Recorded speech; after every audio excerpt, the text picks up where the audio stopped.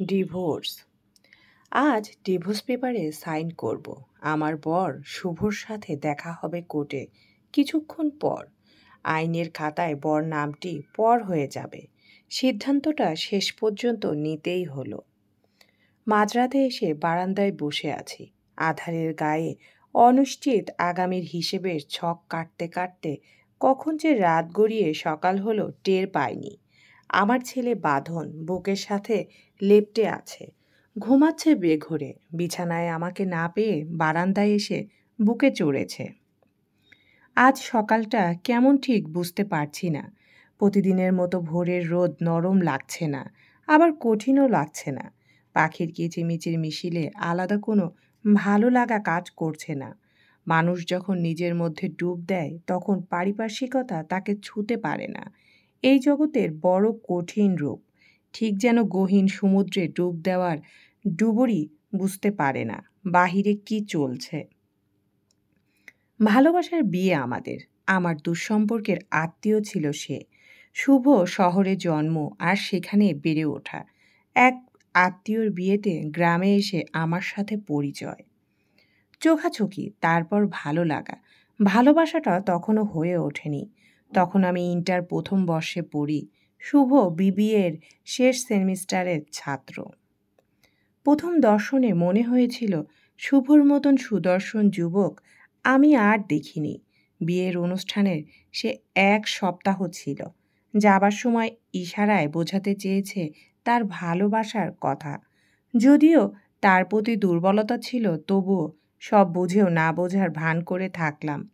কারণ আমি গ্রামের মেয়ে, বাবা সাধারণ স্কুল মাস্টার। আমাকে এসব মানায় না। আমাকে অনেক দীর্ঘ পথ পাড়ি দিয়ে নিজ লক্ষ্যে এগোতে হবে। ইন্টারে আমার ভালো রেজাল্ট হলো। ইউনিভার্সিটিতে পড়ার চান্স পেলাম, তাই ঢাকায় আমার নতুন ঠিকানা হলো। শুভর সাথে আমার যোগাযোগ ছিল না, কিন্তু সে নিয়মিত আমার খোঁজ খবর রাখত আত্মীয়র মাধ্যমে। আমি ঢাকায় থাকি জানার পর দেখা করলো, আর তার ভালোবাসার কথা আমাকে জানালো। আমার জন্য তার প্রতীক্ষা এবং তার প্রতি আমার দুর্বলতার কারণে নিজেকে আর ধরে রাখতে পারিনি। একটা সময় মন দেওয়া নেওয়াটা হয়েই গেল। আমার পড়াশোনা শেষ হলো। ততদিনে শুভ ভালো একটা চাকরি করে। দুই পরিবারের সম্মতিতেই আমাদের বিয়ে হলো। যদিও স্কুল মাস্টারের মেয়েকে বিয়ে করানোর জন্য আমার শ্বশুর শাশুড়ি রাজি ছিলেন না, তবুও শুভ অনেক কষ্টে রাজি করালো। আমার ছেলে বাঁধনকে নিয়ে সুখের সংসার আমাদের। ছেলে হওয়ার পর শুভ নাম রাখলো বাঁধন। শুধু বলতো স্বামী স্ত্রী হলো নদীর দুই পার, আর সন্তান দুই পারের মধ্যে সেতু হয়ে বন্ধন সৃষ্টি করে। তাই ছেলের নাম রাখলো বাঁধন। ঝড়ঝাপটা হয়তো নদীর দুই পাশে হয়ে থেমে যায়, কিন্তু নদীতে ভাঙন শুরু হলে পাড়ের অস্তিত্ব বিলীন হয়ে যায়। আমার সংসারের নদীতে ভাঙন ধরেছে। ভাঙনে ভাঙনে বিলীন হয়ে গেছে সব। এখন আর পাড় দেখা যায় না। ৫ বছরের প্রেম, তারপর ৭ বছরের সংসার। আমাদের এই ১২ বছরের পথ চলায় সুখের কমতি ছিল না কিছুতেই। শুভ চায়নি বলে সর্বোচ্চ ডিগ্রি নিয়েও আমি কোনো চাকরি করিনি। দুজনের ভীষণ বোঝাপড়া ছিল আমাদের।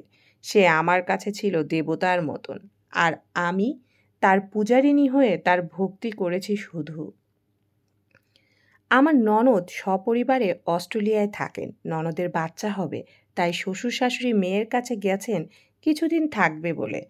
খবর পেলাম বাবার শরীর খারাপ। শুনে বাবার বাড়িতে গেলাম কয়েকদিন বাবার কাছে থাকতে। শুভর অফিসের কাজের চাপ থাকায় সে বাসায় থেকে গেল। জুনের ৭ তারিখ আমার বিবাহ বার্ষিকী ছিল। দুদিন থাকার পর বাবার শরীর কিছুটা ভালো দেখে আর থাকতে ইচ্ছে করছিল না। শুভর জন্য মন খারাপ করছিল। তাই ৭ তারিখ আমি বাসার উদ্দেশ্যে রওনা হলাম। শুভকে জানালাম না, কারণ তাকে বিশাল একটা সারপ্রাইজ দেব বলে। একদম নতুন বউ সেজে বসে থাকব। অফিস থেকে ফিরে আমাকে দেখে অবাক হয়ে যাবে। বিবাহ বার্ষিকীতে এটাই হবে সেরা উপহার। বাসায় ফিরে ব্যাগে রাখা চাবি দিয়ে দরজা খুলে ভিতরে গেলাম। আমার বেডরুমে কারো শব্দ পেয়ে উকি দিতেই শুভর সাথে ওর কলিগ রুম্পাকে দেখে কয়েক মুহূর্তের জন্য স্তব্ধ হয়ে গেলাম। আমার পৃথিবীটা আঁধার হয়ে গেল। এক মুহূর্তে বিশ্বাসের পাহাড় ভেঙে তপ্ত মরুভূমি হয়ে গেল। কোন কমতি ছিল না আমার মাঝে, তবুও কেন অন্যের মাঝে সুখ খুঁজতে গেল? কিসের অভাব ছিল, তাও আবার আমার বিছানায়? সবকিছু এলোমেলো হয়ে গেছে, সাজানো সংসার হয়ে গেছে তাসের ঘর, এক তুড়িতেই ভেঙে চুরমার। একটা নিষ্পাপ শিশু হতে যাচ্ছে বলির পাঠা।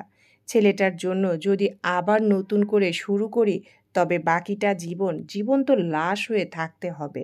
ওই বিছানায় যে দৃশ্য দেখেছি, তা আমাকে প্রতি মুহূর্ত রক্তাক্ত করবে। প্রতি মুহূর্তে মরে যাব। এক জীবনে এত মৃত্যু কিভাবে সইব? ভীষণ রকমের অস্বস্তি হচ্ছিল শুভর মুখোমুখি হতে।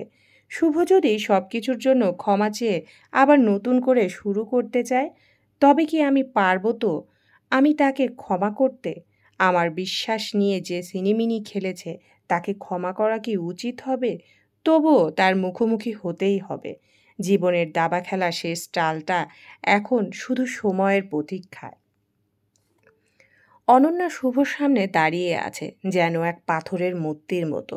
দেহের রূপ সব ঠিক আছে, শুধু প্রণয়ের স্পন্দনটুকু থেমে গেছে। কিছুটা দূরে শ্বশুর শাশুড়ি দাঁড়ানো। শুভ নিচের দিকে তাকিয়ে বলল, অনন্যা, আরেকবার কি ভেবে দেখা যায় না? বাঁধনের কথা ভেবে কি আবার শুরু করা যায় না? শুভ, বাঁধনের সাথে তো তোমার সম্পর্ক ছিন্ন করতে আসেনি, বা কখনো তো বলিনি। বাঁধন এখনও শিশু, বড় হয়ে গেলেও কখনো জানবে না তার বাবার কুকীর্তির কথা। কারণ বাবার প্রতি সন্তানের ভক্তি শ্রদ্ধা নষ্ট হোক, সেটা অবশ্যই চাইব না। বাঁধনকে অজুহাত না বানালেই ভালো। সন্তানের কোনটা ভালো আর কোনটা মন্দ তার জন্মের পর থেকেই বাবা মায়ের ভাবা উচিত। সন্তানের ভালোর কথা শুধু একজন কেন ভাববে, দুজন কেন নয়? অনন্যা, ট্রাস্ট মি, এটা একটা ভুল ছিল। এক মুহূর্তের ভুলের জন্য সারাটা জীবন নষ্ট করে দিবে? যেটাকে তুমি ভুল বলছো, সেটা ঠান্ডা মাথার প্রতারণা। তোমার জন্য এক মুহূর্তের ভুল আমার জন্য এক জীবনের লাশ হবার কারণ। আজ যদি আমার ভুল হতো, তবে পারতে ক্ষমা করতে? জানি পারতে না, কারণ মেয়েদের ভুলের কোনো ক্ষমা হয় না। আর বিশ্বাসের কথা বলছো, আমার বিছানায় যে অবিশ্বাসের চারা বুনেছ, তা দিনে দিনে বিষ বৃক্ষ পরিণত হয়েছে। শুভ বেশ কিছুটা রাগ দেখিয়ে বলল, বেশি বাড়াবাড়ি হয়ে যাচ্ছে না?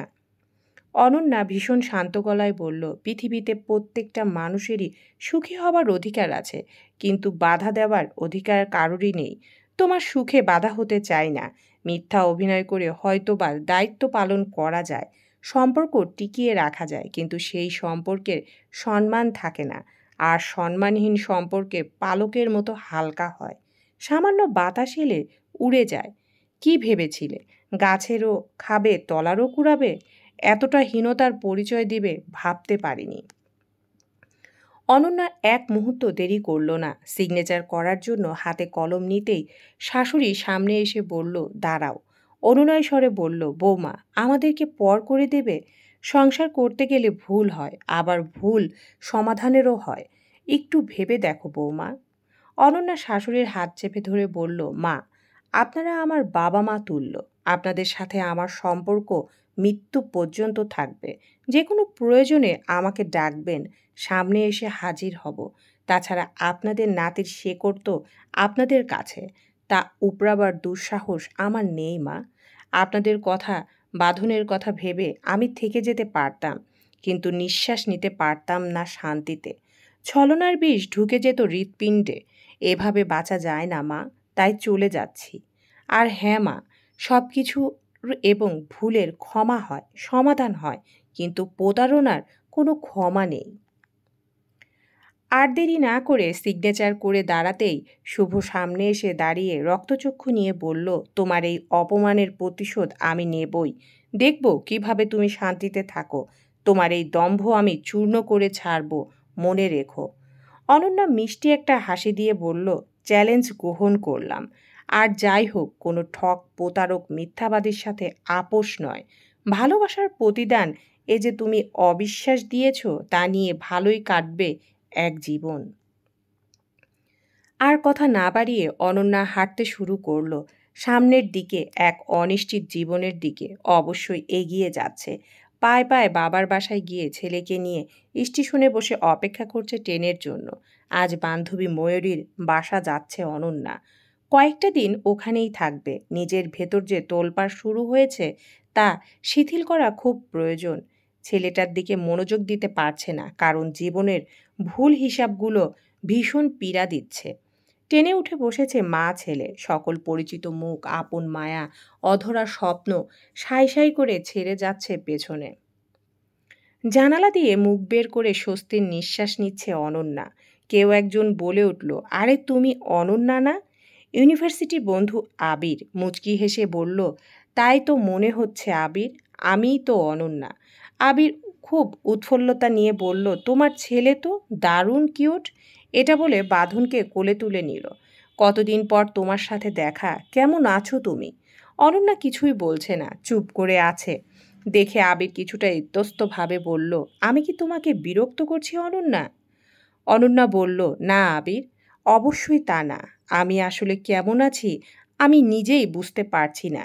জীবনে এমন কিছু মুহূর্ত আসে তখন ভালো থাকা আর মন্দ থাকার তফাৎটা উপলব্ধি করা যায় না, তাই বলতে পারছি না কেমন আছি।